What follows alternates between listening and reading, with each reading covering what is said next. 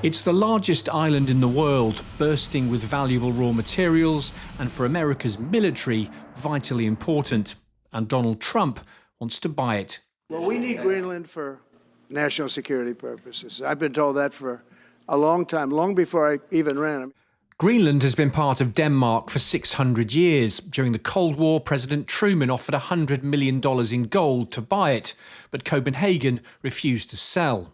In 2019, Donald Trump tried again, but the idea was once more rejected by Greenland and Denmark. Danish Prime Minister Mette Frederiksen called it absurd. Mr. Trump retaliated by cancelling a visit to Denmark. So what's so special about this huge Arctic island?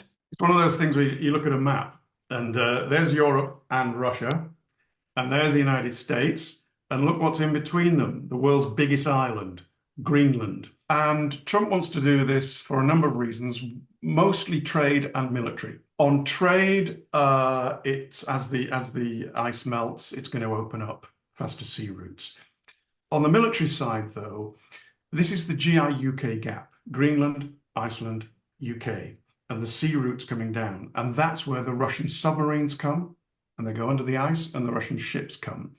And the Americans want a lot more access to be able to monitor all that. They also want access to the many, many minerals that are present, rare earth materials, iron, all sorts of minerals, and many of them that are required for military technology, which at the moment, China has the majority of access to the world's minerals. The US military already has a large airbase on Greenland. Built in the 1950s, Fuel Air Force Base was home to bomber and transport aircraft. Nowadays, renamed as Pitufik Space Base, it's used as an early warning station, one of 7 around the globe that America uses to detect incoming missiles. For NATO, including of course the UK, it's a valuable military asset. The fact is that if the Americans did or could buy that territory, they would then seriously ramp up the amount of radar facilities that they have there. They've only got one airbase there at the moment. They'd like a lot more up there in the high north because this is an area of growing importance to NATO. So if the Americans pulled it off, big if, then that would facilitate and actually assist the UK's eyes and ears on a region that is quite close to us. So what do the Greenlanders make of this? Well, in 2009, the island was granted autonomy, including the right to vote for independence through a referendum. Most people in Greenland do favour the idea, but they also know how heavily the island's economy relies on Denmark's $1 billion annual subsidy.